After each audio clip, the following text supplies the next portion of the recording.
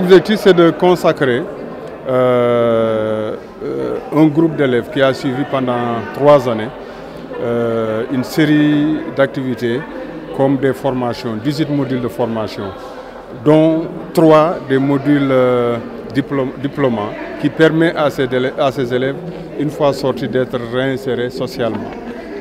Parce que la caractéristique de cette cible, ce sont des filles qui n'ont jamais fréquenté l'école ou bien qui l'ont laissé très tôt.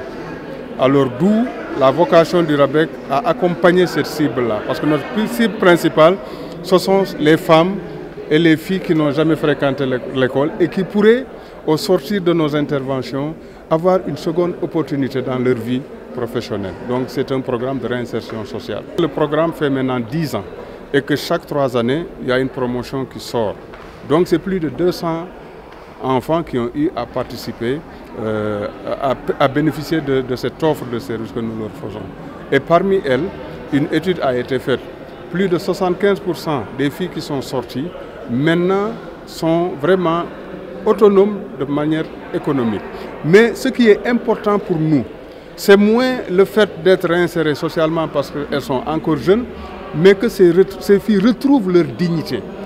Tout le monde sait que dans nos familles, si un parent a 2 enfants, dont l'un fréquente l'école et l'autre ne le fréquente pas, cet enfant qui ne fréquente pas l'école est moins valorisé.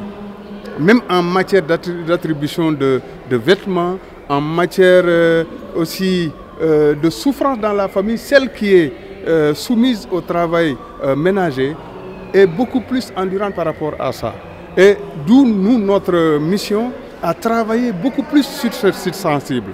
Et au-delà des activités de formation professionnelle, il y a des activités de conscientisation qui permettent à la fille de retrouver sa fierté, de ne plus être stigmatisée, de valoriser aussi son être en présentant à ses parents son savoir-faire et son savoir-être.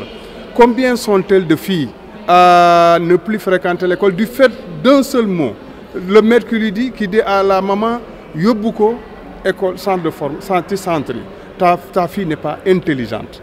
Et c'est cela qui va résonner sur l'esprit de la fille parce que la maman va prendre cette fille-là comme telle. Tu ne sais rien faire, tu viens rester à la maison. Et d'où beaucoup d'autres injustices parce que les gens critiquent beaucoup plus les papas, les pères. Mais il y a la maman qui est aussi responsable que ça. D'où aussi au-delà de la remise des diplômes, nous avons pris comme prétexte aussi cette journée pour faire un plaidoyer auprès des parents pour qu'elles soient conscientes aussi de cette cible qui est sensible dans les maisons.